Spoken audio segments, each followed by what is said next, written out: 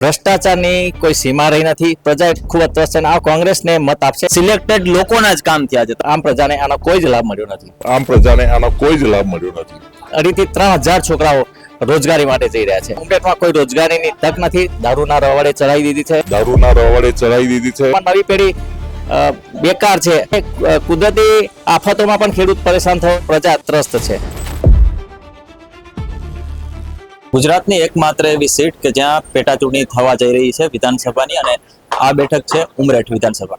આજે અમે આ ઉમરેઠમાં આવ્યા છીએ અને અહીંના જે કોંગ્રેસના ઉમેદવાર છે ભૃગુરાજસિંહ ચૌહાણ, તેમની સાથે વાત કરીશું કે આ વિધાનસભામાં શા માટે એમને જનતા વોટ આપે અને અહીંયા શું એવા વિકાસના કામોની જે વાતો કરવામાં આવે છે તેમાં શું ખૂટે છે તેના વિશે સમગ્ર મામલે આપણે વાત કરીશું. નમસ્કાર સર, ચક્રવાત ન્યૂઝમાં સ્વાગત છે આપનું. નમસ્કાર. આ વિસ્તારમાં શું વિકાસની વાતો ખૂટે છે?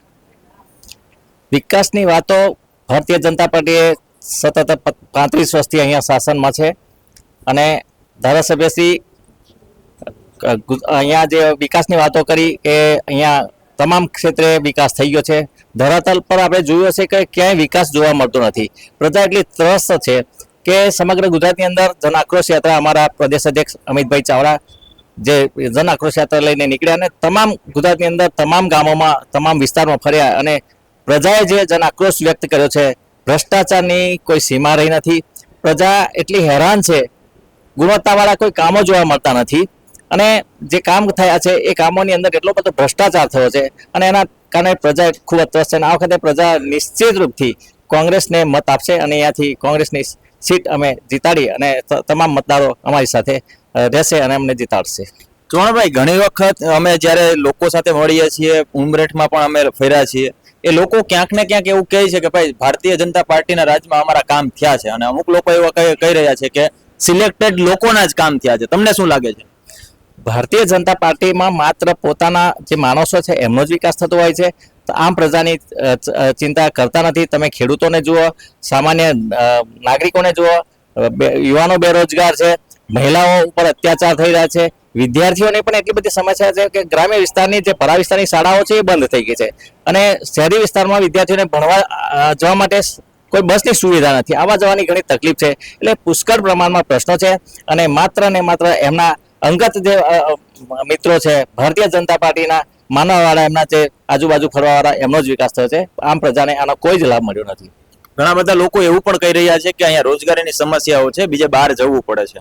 નિશ્ચિત રૂપથી આપ જોશો તો અમારા ઉમરેઠ તાલુકામાંથી સાવલી તાલુકાની અંદર જીઆઈડીસીમાં લગભગ અહીંયાથી 2,500 થી 3,000 છોકરાઓ રોજગારી માટે જઈ રહ્યા છે અને એ સ્વાભાવિક છે કે અહીંયા ઉમરેઠમાં કોઈ રોજગારીની તક નથી.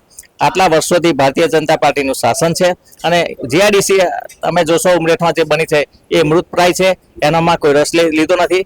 તો અમે ઈચ્છીએ છીએ કે આ વખતે અહીંયા રોજગારીની તકો ઉપલબ્ધ થાય અને સાચા અર્થમાં યુવાનોને અમે મદદરૂપ થઈ, એના માટે જીઆઈડીસીનો વિકાસ થાય, એના માટે ખરેખર પ્રયત્ન કરવો જોઈએ, જે આ સરકારમાં ધારાસભ્યશ્રી દ્વારા કે એમના પદાધિકારીઓ દ્વારા કરવામાં આવ્યો નથી. તમારા શપથ પત્રમાં એવું પણ લખ્યું છે કે ભાઈ ડ્રગ્સનું દૂષણ અને દારૂનું દૂષણ ફૂલું ફેલ્યું છે. આપ જોશો કે આ નવી પેઢી દારૂના રવાડે ચડાવી દીધી છે. ગુજરાતની અંદર તમામ જગ્યાએ તમે જોશો તો કેટલા બધા દારૂના અડ્ડાઓ ચાલી રહ્યા છે, ખુલ્લે આમ અડ્ડાઓ ચાલી રહ્યા છે અને એમાં નવી પેઢી બેકાર છે અને આ અવળે રસ્તે જઈ રહી છે અને નિશ્ચિત રૂપથી આ જે દારૂ અને ડ્રગ્સ આ સરકારે ખુલ્લે આમ એને છૂટો દોર આપ્યો હોય એવું આપણે દેખાય છે.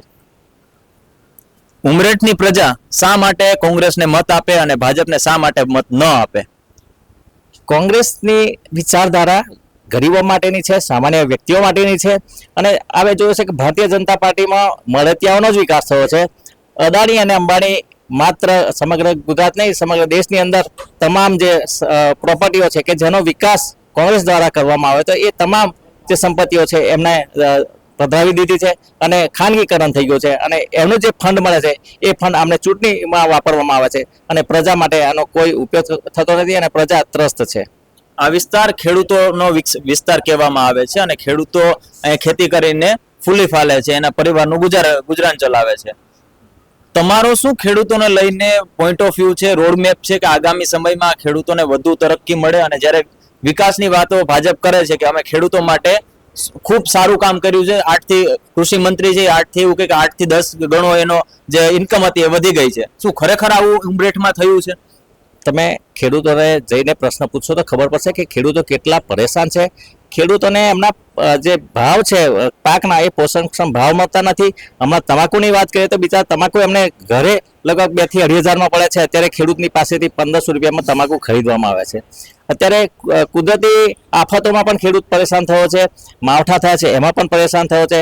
મોંઘું બિયારણ વાપરે છે અને જે યુરિયા કે એવા જે ખાતરો છે એ સમયસર ઉપલબ્ધ થતા નથી. અને આવી પરિસ્થિતિમાં ખેડૂત લાચાર છે અને તમામ રીતે ખેડૂત ભીષમાં છે. એને 2 ટંકનો રોટલો કઈ રીતે ભેગો કરવો એના માટે પણ પ્રશ્ન છે. એટલે ખેડૂતની માત્ર વાતો થઈ જાય, ખેડૂત લાચાર છે અને ખેડૂત તમામ રીતે પરેશાન છે. તો આ હતા ભૃગુરાજસિંહજી કે જેમણે જે ઉમરેઠ વિધાનસભા છે તેમાં પેટા ચૂંટણીમાં તેઓ ઝંપલાવી રહ્યા છે અને જે એની સ્થાનિક સમસ્યાઓ છે તેના વિશે આપણી સાથે વાત કરી. આ બાબતે તમારું શું માનવું છે કોમેન્ટ બોક્સમાં ચોક્કસથી જણાવજો. નમસ્કાર.